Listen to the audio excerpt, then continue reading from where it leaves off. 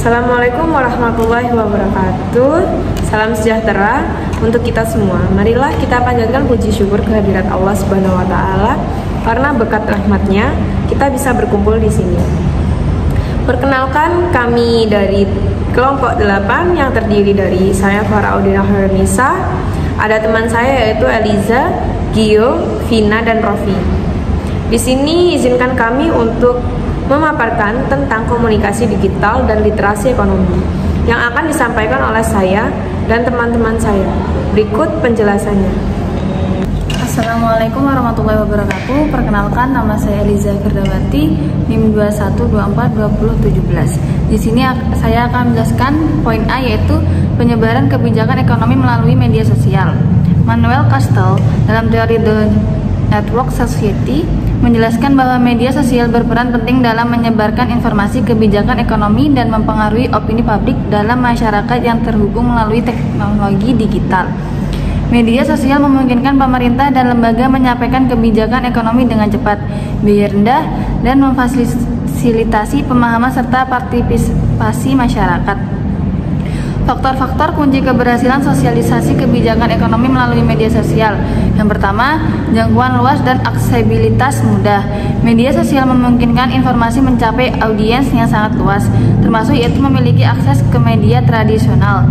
Yang kedua, interaksi langsung dan partisipasi publik. Komunikasi dua arah antara pembuat kebijakan dan masyarakat memperbaiki respon terhadap kebutuhan publik. Yang ketiga, konten menarik dan informatif. Penyajian informasi melalui gambar, video, dan infografis memudahkan pemahaman kebijakan yang kompleks. Keempat, yaitu pemantauan dan analisis reaksi publik.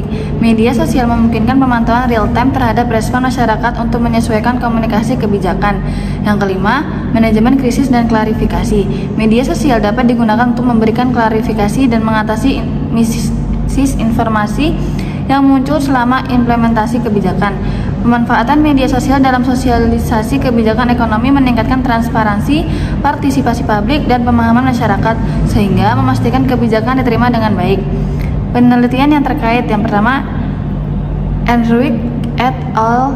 2024, media sosial memperkuat tata kelola pemerintahan, transparansi, dan partisipasi pemilih, berkontribusi pada stabilitas ekonomi. Yang kedua, Ahfandi et al. 2024 mengingatkan bahwa media sosial dapat mempolitisasi isu agama dan meningkatkan polarisasi sosial dan beresiko menghambat pertumbuhan ekonomi. Yang ketiga, Junaidi et al. 2024, media sosial meningkatkan literasi publik terhadap kebijakan yang berkontribusi pada kepuasan masyarakat dan kebijakan yang lebih inklusif. Yang keempat, Darsiti et al. 2024, pemanfaatan media sosial untuk dakwah dapat memperkuat kohesi sosial yang mendukung stabilitas ekonomi. Media sosial memiliki peran penting dalam komunikasi politik dan sosialisasi kebijakan, memperkuat transparansi, akuntabilitas, dan partisipasi publik. Namun, penggunaannya harus dikelola dengan hati-hati untuk menghindari potensi polarisasi sosial dan ketidakstabilan politik, sehingga mendukung pertumbuhan ekonomi yang stabil dan inklusif. Assalamualaikum warahmatullahi wabarakatuh. Perkenalkan, nama saya Farah Audina Hairunisa, NIM 21242032. Saya di sini akan menjelaskan poin B, yaitu kesadaran literasi ekonomi di kalangan masyarakat. John Maynard Keynes, seorang ekonomi terkenal, berperan penting dalam diskusi literasi ekonomi melalui pengembangan teori Keynesian yang menekankan peran aktif pemerintah dalam mengelola ekonomi, khususnya melalui kebijakan fiskal. Pemahaman terhadap teori ini relevan dalam literasi ekonomi. karena masyarakat yang memahami kebijakan ekonomi dapat membuat keputusan finansial yang lebih bijak. Literasi ekonomi membantu individu mengelola keuangan pribadi, berinvestasi cerdas, dan merencanakan masa depan finansial. Peningkatan literasi ekonomi dapat didorong melalui pendidikan berkualitas, kampanye informasi, pelatihan praktis, dan dukungan kebijakan pemerintah. Faktor-faktor seperti 1. Jangkauan luas dan aksesibilitas yang mudah, yaitu media sosial memungkinkan informasi mengenai kebijakan ekonomi untuk menjangkau audiens yang sangat luas, termasuk berbagai segmen masyarakat dengan latar belakang yang berbeda. Platform seperti Facebook, Twitter, dan lain-lain memiliki jutaan pengguna, memungkinkan informasi untuk tersebar ke khalayak yang lebih besar dalam waktu singkat. Hal ini memastikan bahwa kebijakan ekonomi dapat dijangkau oleh lebih banyak orang, termasuk mereka yang tidak memiliki akses ke media tradisional atau saluran komunikasi lain yang lebih formal. Yang kedua yaitu interaksi langsung dan partisipasi publik. Yaitu salah satu keuntungan terbesar dari media sosial adalah kemampuannya untuk memfasilitasi komunikasi dua arah antara pembuat kebijakan dan masyarakat. Masyarakat tidak hanya menerima informasi dari pemerintah, tetapi juga dapat berinteraksi langsung dengan pembuat kebijakan, bertanya, berdiskusi, atau memberikan umpan balik. Interaksi ini penting untuk proses perbaikan kebijakan yang lebih responsif terhadap kebutuhan dan harapan publik. Umpan balik yang diterima melalui media sosial dapat membantu pemerintah memahami kekhawatiran atau kebutuhan masyarakat yang mungkin tidak terlihat melalui saluran komunikasi tradisional. Yang ketiga yaitu konten yang menarik dan informatif. Untuk memastikan bahwa informasi kebijakan ekonomi dapat diterima dengan baik, penting bagi pemerintah dan lembaga terkait untuk menyajikan konten dengan cara visual seperti gambar, video, dan infografis. Dapat sangat efektif dalam membuat informasi lebih mudah diakses dan dicerna oleh masyarakat. Konten yang menarik dapat membantu menjelaskan kebijakan yang kompleks dengan cara yang lebih sederhana dan mudah masyarakat untuk memahami tujuan dan dampak kebijakan tersebut. Yang keempat yaitu pemantauan dan analisis reaksi publik. Media sosial memungkinkan pemantauan secara real-time terhadap bagaimana masyarakat merespon kebijakan ekonomi yang disosialisasikan dengan alat analisis yang ada. Pemerintah dapat menganalisis sentimen masyarakat terhadap kebijakan tersebut, mengidentifikasi masalah atau kebingungan yang muncul, dan menyesuaikan strategi komunikasi sesuai kebutuhan. Melalui analisis reaksi publik, pemerintah dapat lebih cepat menangani masalah yang muncul, memastikan informasi yang disampaikan tetap relevan dan akurat, serta menghindari disinformasi atau kesalahpahaman yang dapat merugikan penerimaan kebijakan. 5. Manajemen krisis dan klarifikasi. Media sosial juga berperan penting dalam mengelola krisis komunikasi yang mungkin terjadi seiring implementasi kebijakan ekonomi. Jika ada kebingungan atau misinformasi yang beredar, pemerintah dapat dengan cepat memberikan klarifikasi atau pembaruan informasi kepada masyarakat. Penggunaan media sosial dalam manajemen krisis ini memastikan bahwa informasi yang disampaikan kepada publik tepat. Menyebutkan kelima faktor literasi ekonomi dapat meningkatkan kemampuan masyarakat dalam membuat keputusan keuangan yang cerdas dan berpartisipasi aktif dalam perekonomian. Penelitian menunjukkan bahwa literasi digital dan pengelolaan pengetahuan penting untuk inovasi di sektor UKM yang mendorong pertumbuhan ekonomi. Selain itu, literasi ekonomi dapat memberdayakan perempuan, mengurangi kemiskinan, dan memperkuat ekonomi lokal. Namun, tantangan seperti pemahaman yang rendah terhadap produk keuangan kompleks seperti perbankan syariah masih ada yang menghambat inklusi keuangan. Penelitian juga menunjukkan bahwa metode pembelajaran berbasis etnomatematika dapat meningkatkan keterampilan numerik siswa yang penting untuk mendukung pertumbuhan ekonomi. Secara keseluruhan, literasi dalam berbagai bidang merupakan dasar bagi pembangunan ekonomi yang inklusif dan berkelanjutan. sini saya akan menyampaikan tentang materi yang C, dampak literasi ekonomi terhadap kepuasan publik. Menjadi konsumen yang cerdas membutuhkan pemahaman literasi ekonomi, karena literasi ini adalah alat yang dapat dipelajari dan dikembangkan untuk mencapai kesejahteraan. Pergeseran dari ekonomi berbasis industri ke ekonomi berbasis modal manusia menuntut kemampuan dalam mengolah informasi untuk pengambilan keputusan. Oleh karena itu, memahami cara mengelola informasi yang cepat dan beragam memerlukan dasar-dasar pengambilan keputusan ekonomi yang cerdas. Keputusan ekonomi yang tepat terlihat dari kemampuan memanfaatkan sumber daya yang ada untuk menciptakan manfaat. Literasi ekonomi yang mengacu pada kemampuan individu dalam memahami dan menerapkan prinsip-prinsip ekonomi dalam kehidupan sehari-hari berpengaruh besar terhadap kesejahteraan masyarakat.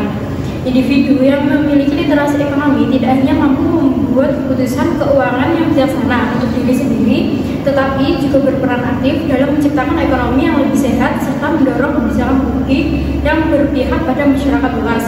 Pertama, literasi ekonomi memungkinkan individu untuk membuat keputusan keuangan yang lebih cermat. Dengan pemahaman mengenai konsep-konsep seperti inflasi, suku bunga, dan investasi, masyarakat dapat menilai dampak kebijakan ekonomi terhadap kehidupan mereka. Kedua, pemahaman literasi ekonomi membantu masyarakat mengelola risiko dan peluang di sektor ekonomi. Mereka yang memahami risiko investasi dan cara mengelola aset dengan baik akan lebih siap menghadapi tantangan seperti krisis keuangan, inflasi, dan pengangguran. Ketiga, literasi ekonomi memotivasi masyarakat untuk berpartisipasi aktif dalam pengembangan ekonomi dan mengawasi kebijakan pemerintah. Dengan pengetahuan yang cukup, masyarakat dapat memberikan masukan yang konstruktif serta mendorong kebijakan yang proaktif. Keempat, literasi ekonomi literasi ekonomi turut membantu kepercayaan masyarakat terhadap lembaga keuangan dan pemerintah. Masyarakat yang memahami sistem ekonomi dan kebijakan yang diterapkan akan lebih percaya diri dalam berinvestasi dan mengelola keuangan.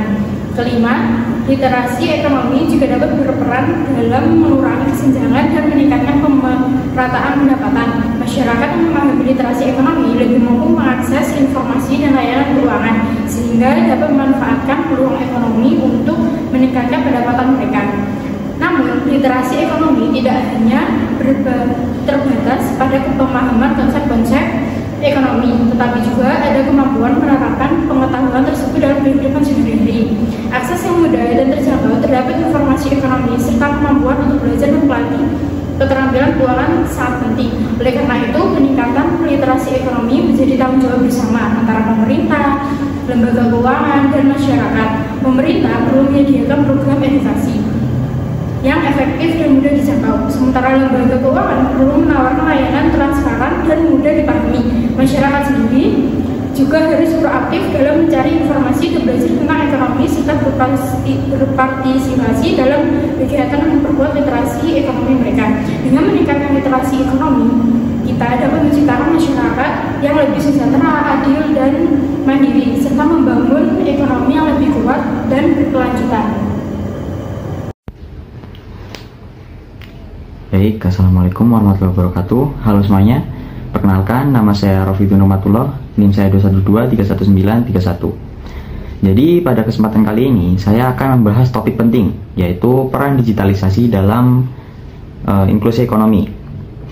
Jadi digitalisasi telah menjadi pendorong utama perubahan di berbagai sektor, termasuk ekonomi. Nah, terutama dalam memperluas akses dan partisipasi masyarakat dalam kegiatan ekonomi. Jadi pertama, mari kita pahami apa itu inklusi ekonomi. Inklusi ekonomi adalah situasi di mana semua individu memiliki kesempatan yang setara untuk berpartisipasi dalam kegiatan ekonomi, seperti menabung, meminjam, atau berinvestasi. Nah, tapi masalahnya, di negara berkembang, banyak kelompok masyarakat seperti masyarakat pedesaan yang sering kali terpinggirkan dari akses keuangan tradisional. Disinilah peran digitalisasi menjadi sangat penting. Dengan teknologi digital seperti mobile banking dan e-wallet, individu yang sebelumnya tidak memiliki akses ke layanan keuangan, kini dapat dengan mudah mengaksesnya dengan menggunakan ponsel. Contoh suksesnya adalah M-Pesa di negara Kenya, yang memungkinkan masyarakat pedesaan mengakses layanan keuangan tanpa harus mengunjungi bank fisik. Nah, manfaat digitalisasi dalam inklusi ekonomi sangat luas. Pertama, digitalisasi mengurangi hambatan geografis. Jadi masyarakat di daerah terpencil kini bisa menabung, membayar tagihan, bahkan mengajukan pinjaman langsung dari ponsel mereka. Kedua, digitalisasi juga membuka peluang usaha bagi pelaku UMKM melalui platform seperti peer-to-peer lending.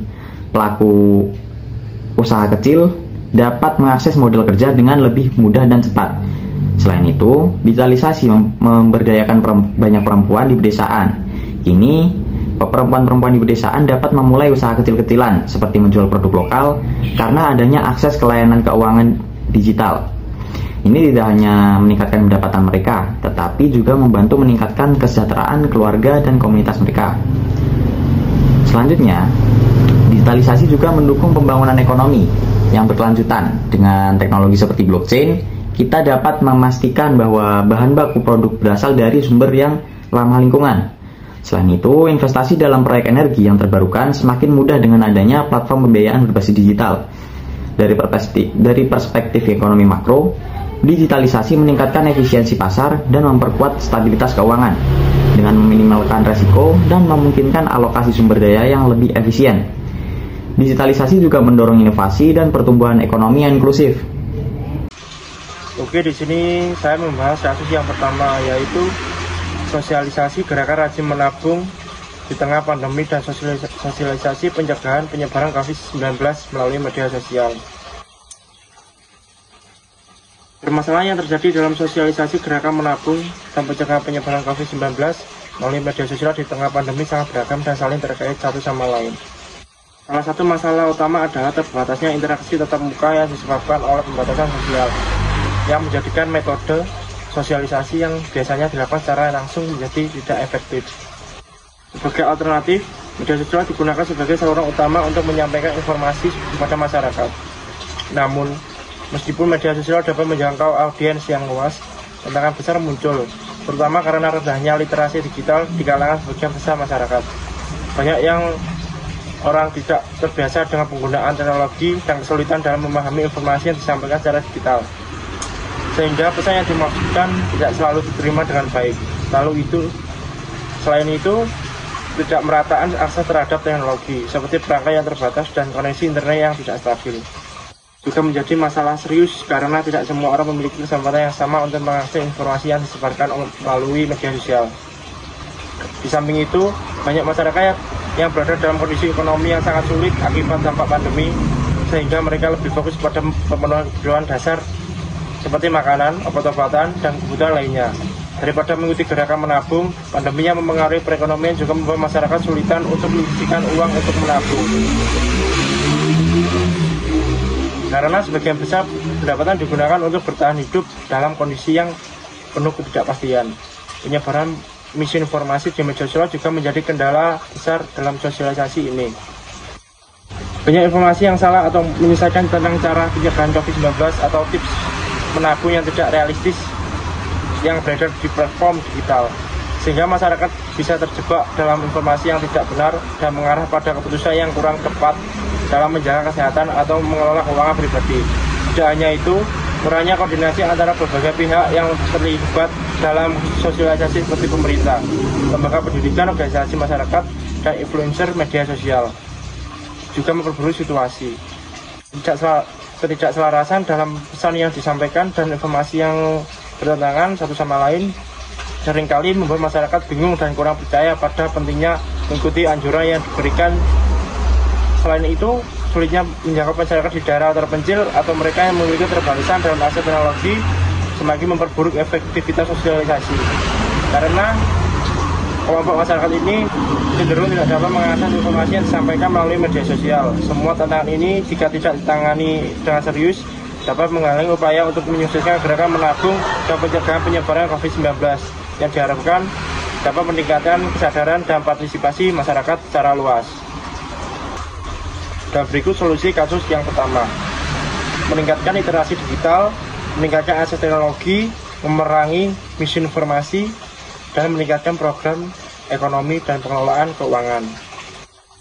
Dan berikutnya yaitu kasus 2, program holistik pengabdian masyarakat meningkatkan kesadaran literasi dan konservasi lingkungan melalui kolaborasi aktif di Desa Benda. Permasalahan dalam pelaksanaan program holistik pengabdian masyarakat untuk meningkatkan kesadaran literasi dan konservasi lingkungan melalui kolaborasi aktif di Desa Benda sangatlah kompleks dan melibatkan berbagai tantangan yang saling terkait, baik dari sisi sosial, ekonomi, budaya, maupun lingkungan. Salah satu masalah utama yang dihadapi adalah rendahnya kesadaran masyarakat mengenai pentingnya literasi lingkungan dan konservasi. Masyarakat desa seringkali tidak memiliki pemahaman yang memadai tentang dampak jangka panjang dari perilaku mereka yang merusak lingkungan, seperti pembukaan lahan secara sembarangan, pembuangan sampah sembarangan, penggunaan bahan kimia berbahaya, dan penebangan pohon secara liar. Meskipun ada upaya untuk meningkatkan kesadaran tentang pentingnya kelanjutan dan pengelolaan sumber daya alam, tantangan besar adalah bagaimana mengubah perilaku yang telah lama menjadi bagian dari kehidupan sehari-hari mereka. Banyak orang yang tidak melihat hubungan langsung antara pelestarian lingkungan dan kesejahteraan jangka panjang mereka, sehingga program yang ditawarkan seringkali dianggap tidak relevan dengan kebutuhan dan kenyataan yang mereka hadapi sehari-hari. Selain itu, keterbatasan fasilitas dan infrastruktur di desa juga menjadi masalah yang signifikan dalam implementasi program ini. Banyak desa, termasuk Desa Benda, memiliki akses yang terbatas terhadap berbagai fasilitas pendidikan dan teknologi yang dibutuhkan untuk meningkatkan literasi lingkungan. Misalnya, kekurangan alat peraga atau materi edukasi yang sesuai dengan kondisi lokal dapat menyulitkan dalam penyampaian informasi yang efektif. Masalah lain yang sering muncul adalah kurangnya partisipasi aktif dari masyarakat dalam kegiatan yang diadakan. Meskipun program ini bertujuan untuk melibatkan masyarakat secara langsung, seringkali ada rasa apatisme atau ketidakpercayaan terhadap program tersebut. Karena masyarakat merasa bahwa kegiatan tersebut tidak akan membawa perubahan yang signifikan atau tidak akan memberi manfaat langsung bagi kehidupan mereka. Hal ini terutama terjadi ketika masyarakat merasa bahwa kondisi ekonomi mereka lebih mendesak untuk diperbaiki, sehingga mereka cenderung mengabaikan isu lingkungan yang dianggap tidak terkait dengan kebutuhan hidup mereka. Program-program semacam ini gagal menciptakan hubungan emosional yang kuat dengan peserta, yang membuat mereka kurang termotivasi untuk berpartisipasi secara aktif dan berkelanjutan. Kendala budaya dan tradisi lokal juga memainkan peran besar dalam kesuksesan atau kegagalan program ini. Setiap komunitas memiliki cara hidup dan nilai-nilai budaya yang sangat erat kaitannya dengan cara mereka berinteraksi dengan alam. Beberapa tradisi atau kebiasaan yang sudah ada dalam masyarakat desa, seperti pertanian tradisional yang menggunakan bahan kimia berbahaya, pembukaan lahan secara tidak terkendali, atau pemanfaatan sumber daya alam tanpa mempertimbangkan keberlanjutannya, dapat menjadi hambatan serius dalam penerapan prinsip-prinsip konservasi yang diusung oleh program ini. Jika tidak diatasi dengan pendekatan yang sensitif dan inklusif, perubahan yang diinginkan akan sulit dicapai.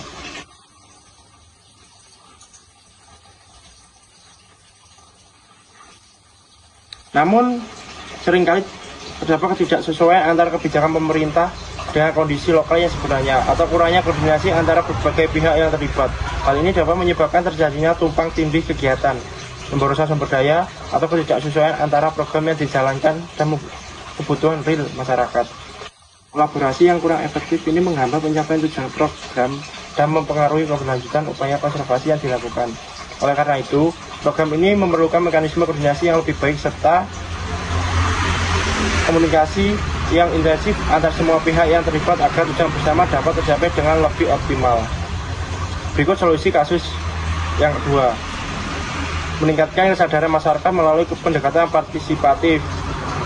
Peningkatan akses terhadap sumber daya dan infrastruktur, meningkatkan partisipasi masyarakat, pemberdayaan ekonomi masyarakat, dan evaluasi dan pemantauan berkala. Dan berikutnya yaitu kasus yang ketiga, literasi digital pada masyarakat desa. Masalah literasi digital pada masyarakat desa mencakup sejumlah tantangan besar yang saling terkait, yang menyebabkan keterbatasan akses dan pemanfaatan teknologi di kalangan warga desa. Salah satu masalah utama adalah rendahnya tingkat keterampilan digital yang dimiliki oleh sebagian besar masyarakat desa, sehingga mereka kesulitan dalam menggunakan perangkat teknologi seperti komputer, ponsel pintar, dan aplikasi berbasis internet yang kebutuhan sehari-hari. Ketidakmampuan ini menghalangi mereka untuk memanfaatkan teknologi dalam berbagai aspek kehidupan, seperti mencari informasi, menjalankan bisnis, mengakses layanan publik, dan memperoleh pendidikan dengan rendahnya literasi digital. Warga desa berisiko semakin terpinggirkan di tengah pesatnya perkembangan dunia yang semakin mengarah pada digitalisasi. Masalah lain yang tak kalah penting adalah bagaimana akses terhadap teknologi, di mana banyak wilayah pedesaan yang belum memiliki infrastruktur yang memadai untuk mendukung penggunaan teknologi. Akses internet yang lambat atau bahkan tidak ada sama sekali di beberapa daerah menghambat masyarakat desa untuk memanfaatkan berbagai aplikasi atau layanan berbasis internet yang dapat membantu mereka dalam kehidupan sehari-hari, baik itu untuk komunikasi, pendidikan, atau pekerjaan. Memperburuk ketertinggalan mereka dalam hal digitalisasi. Lebih lanjut, masalah kurangnya pendidikan dan pelatihan digital menjadi kendala utama dalam peningkatan literasi digital di desa. Tanpa adanya akses ke pelatihan digital yang terstruktur dan memadai, warga desa kesulitan untuk mengembangkan keterampilan yang diperlukan untuk beradaptasi dengan teknologi baru. Program pelatihan yang ada pun seringkali terbatas dan tidak merata, sehingga banyak masyarakat yang tidak mendapatkan kesempatan untuk belajar dan mengembangkan kemampuan mereka dalam menggunakan teknologi. Hal ini memperburuk kondisi di mana warga desa terus mengalami kesulitan untuk mengakses informasi yang seharusnya dapat meningkatkan kualitas hidup mereka. Selain itu, resistensi terhadap teknologi juga menjadi masalah yang signifikan di kalangan sebagian besar masyarakat desa, terutama generasi yang lebih tua, yang sering merasa cemas atau takut dengan perubahan teknologi yang cepat. Ketakutan akan teknologi yang dianggap rumit atau tidak relevan dengan kehidupan mereka menyebabkan mereka enggan untuk mencoba atau belajar, yang akhirnya memperlambat proses digitalisasi.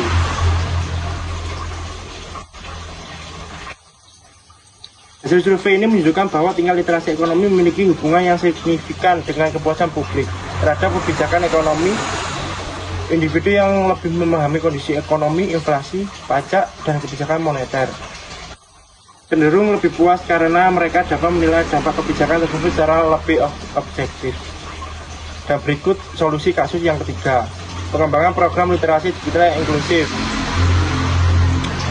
Pemanfaatan teknologi untuk pemberdayaan ekonomi, penguatan infrastruktur pendukung digital di desa, kemitraan dengan organisasi non-pemerintah dan komunitas lokal, dan mengintegrasikan teknologi dalam program pemerintah dan layanan sosial. Dan berikutnya yaitu kasus yang keempat, peran digitalisasi desa terhadap pertumbuhan ekonomi di desa Krandegan, Jawa Tengah. Proses digitalisasi di desa Krandegan menghadapi sejumlah tantangan yang cukup kompleks, yang melibatkan berbagai aspek teknis, sosial, dan budaya. Salah satu masalah utama yang dihadapi adalah keterbatasan infrastruktur digital. Meskipun desa tersebut berupaya untuk memperkenalkan teknologi digital, masalah akses internet yang tidak merata di seluruh wilayah desa tetap menjadi kendala besar. Beberapa daerah di desa masih terisolasi, sehingga sulit untuk mendapatkan akses ke jaringan internet yang cepat dan stabil.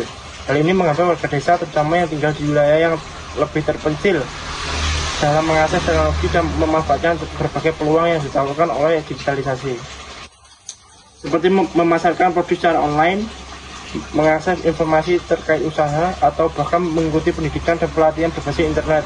Meskipun ada beberapa upaya untuk membagi kondisi ini, seperti pemasangan infrastruktur jaringan internet, kualitas dan kestabilan koneksi yang belum memadai tetap menjadi hambatan yang signifikan. Selain itu, rendahnya literasi digital di kalangan masyarakat desa juga menjadi tantangan besar dalam implementasi digitalisasi. Banyak warga, khususnya yang berusia lebih tua, tidak terbiasa dengan penggunaan teknologi digital seperti komputer, smartphone, atau aplikasi berbasis internet.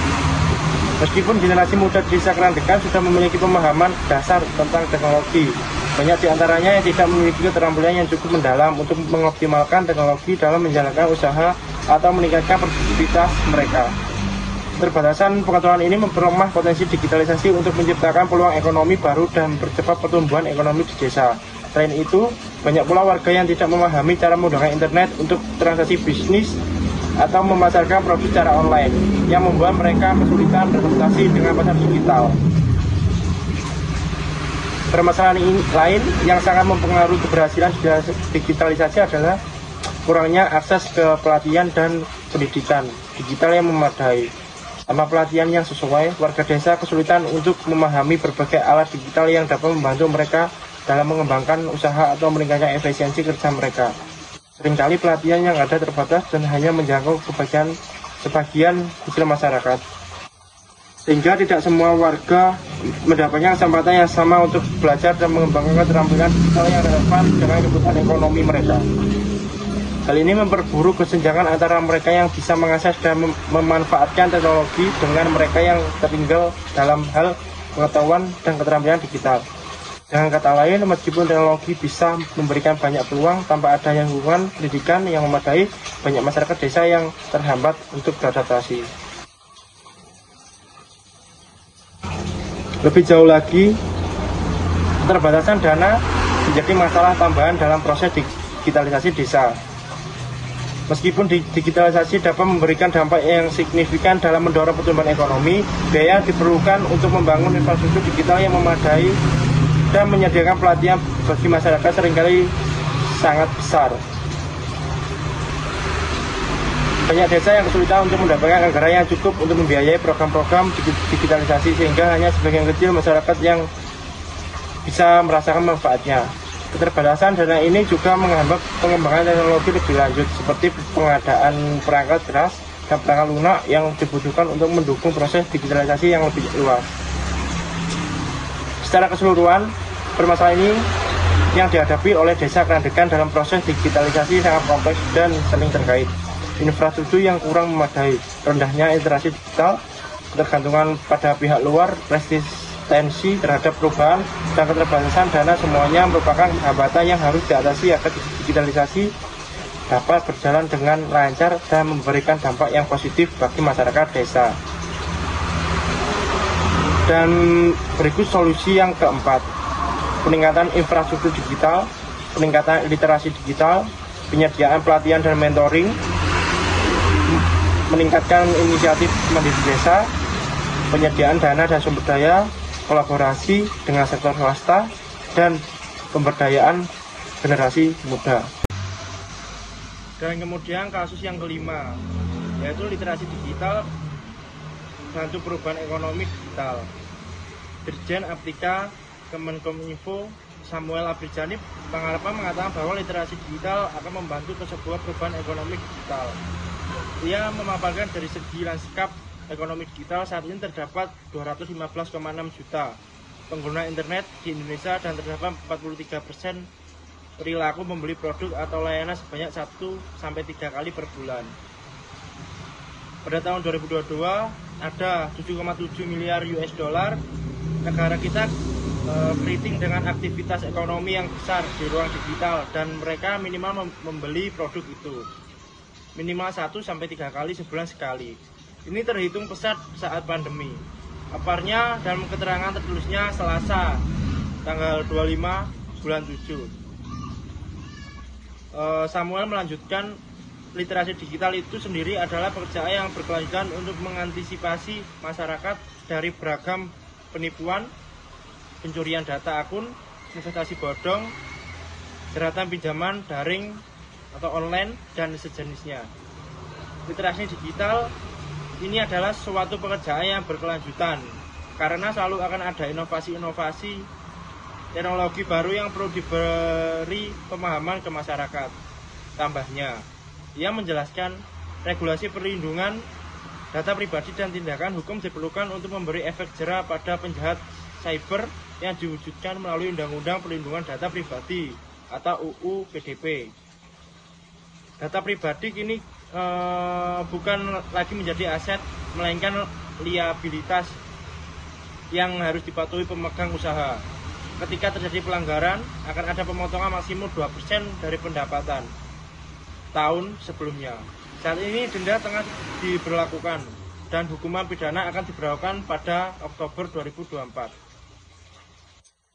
Kepala Eksekutif Pengawas Perilaku Pelaku Usaha Jasa Keuangan, Edukasi, dan Perlindungan Konsumen Otoritas Jasa Keuangan atau OJK, Friderika Widyasari Dewi atau Kiki, juga mengungkapkan sebanyak 70,72% penduduk Indonesia adalah usia produktif. Dalam hal ini, perkembangan ekonomi digital Indonesia didukung penetrasi internet yang tinggi. Sayangnya, Kiki juga menyebutkan masih banyaknya kesenjangan yang terjadi, mulai dari literasi digital dan keuangan di daerah hingga pembiayaan untuk usaha kecil, mikro, dan menengah atau UMKM. Rujuk dari survei nasional literasi dan inklusi keuangan tahun 2022, kesenjangan antara tingkat literasi dan tingkat inklusi keuangan yakni masing-masing sebesar 49% dan 85%.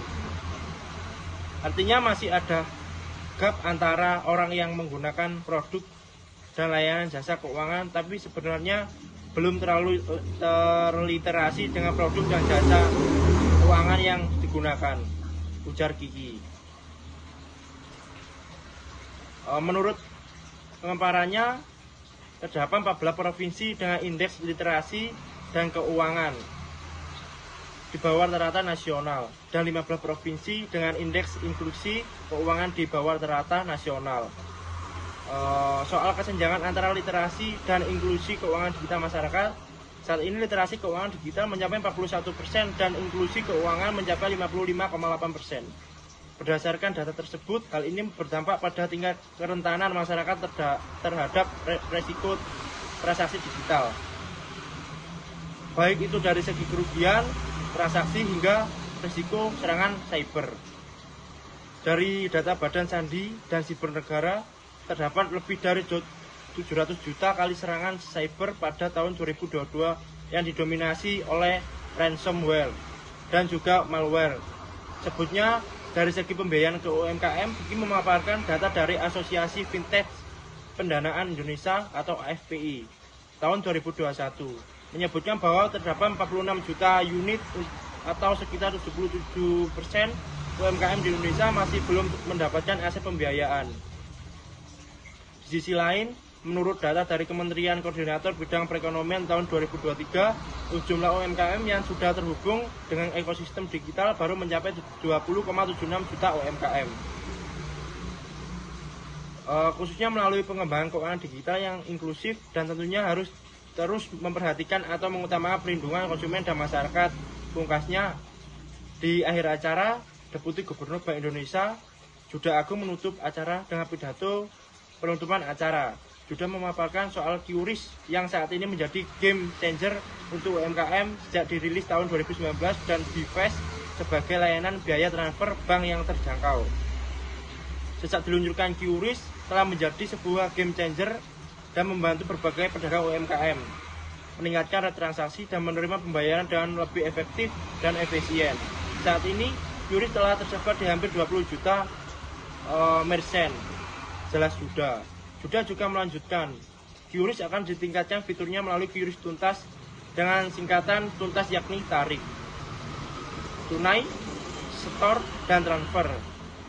Jadi, tidak hanya membayar saja bisa memakai QRIS, tetapi bisa melakukan tarik tunai. Kemudian transfer ke orang lain, serta setor tunai. Jelasnya munculnya Indonesia Financial Literasi Konferensi 2023. Juga diikuti dengan munculnya Center for Financial and Digital Literacy yang menjadi wadah edukasi dan literasi keuangan digital untuk masyarakat Indonesia. Di samping itu, Ihsan juga menjelaskan tentang tantangan teknologi terhadap masa depan pekerjaan manusia, dampak artificial intelligence, bioteknologi, dan lain-lainnya. Sebuah penelitian mengatakan bahwa akibat dari artificial intelligence, kelompok ekonomi yang paling atas akan makin sangat kaya, sementara yang paling bawah akan sangat miskin. Jelas Ihsan saat sesi pemaparannya. Ihsan menambahkan, tantangan tersebut akan terjadi karena pekerjaan kelompok menengah akan digantikan oleh AI. Secara saintifik, masa depan anak-anak kita sudah bisa dipetakan. Kita sudah bisa memaparkan manusia unggul ke depan, yang kaya makin pintar akan tetap ke atas, sementara yang kekurangan ilmu dan kekurangan uang akan di bawah, ujarnya. Karena dampak teknologi tersebut, literasi digital khususnya keuangan digital penting dilakukan. Ihsan bercerita soal dampak pinjaman online yang sekitar 42%, menjerat para guru. Masalah tersebut tercermin dari survei Kementerian Komunikasi dan Informatika tahun 2022 yang menyatakan indeks literasi digital Indonesia masih di skala 3,54 dari 5. Dan berikut adalah solusinya dari kasus yang kelima. Yang pertama yaitu peningkatan literasi digital secara nasional. Yang kedua, pelindungan data pribadi dan penguatan regulasi. Yang ketiga, peningkatan akses keuangan dan pembiayaan untuk UMKM. Yang keempat, pengembangan infrastruktur digital di daerah tertinggal. Yang kelima, pengembangan teknologi dan inovasi yang berkelanjutan. Dan yang terakhir, peran sektor swasta dan lembaga keuangan. Kesimpulan dari bab 8 yaitu media sosial memainkan peran penting dalam sosialisasi kebijakan ekonomi dan peningkatan literasi ekonomi di masyarakat. Platform digital memungkinkan pemerintah dan lembaga terkait untuk menyebarkan informasi kebijakan ekonomi dengan cepat dan luas, serta memungkinkan masyarakat untuk berinteraksi langsung dengan pembuatan kebijakan, yang meningkatkan transparansi, partisipasi publik, dan pemahaman terhadap kebijakan ekonomi. Namun, media sosial juga beresiko menimbulkan polarisasi sosial dan ketidakstabilan politik jika tidak dikelola dengan hati-hati. Di sisi lain, literasi ekonomi memiliki dampak besar terhadap kesejahteraan masyarakat dan kepuasan publik. Masyarakat yang memiliki pemahaman yang baik tentang konsep-konsep ekonomi dapat membuat keputusan keuangan yang lebih bijak, mengelola risiko keuangan, dan berpartisipasi lebih aktif dalam perekonomian. Literasi ekonomi juga memungkinkan individu untuk lebih memahami dampak kebijakan ekonomi terhadap kehidupan mereka, serta mendukung kebijakan publik yang berpihak pada kesejahteraan bersama. Peningkatan literasi ekonomi, baik melalui pendidikan formal, kampanye informasi, maupun dukungan kebijakan dari pemerintah, sangat penting untuk menciptakan masyarakat yang lebih sejahtera, mandiri, dan puas dengan layanan publik. Literasi ekonomi yang baik juga berkontribusi pada pengurangan kesenjangan sosial ekonomi, memperkuat inklusi keuangan, dan mendorong pertumbuhan ekonomi yang lebih merata. Oleh karena itu, meningkatkan literasi ekonomi menjadi kunci untuk menciptakan stabilitas sosial ekonomi yang lebih baik dan di tingkat makro.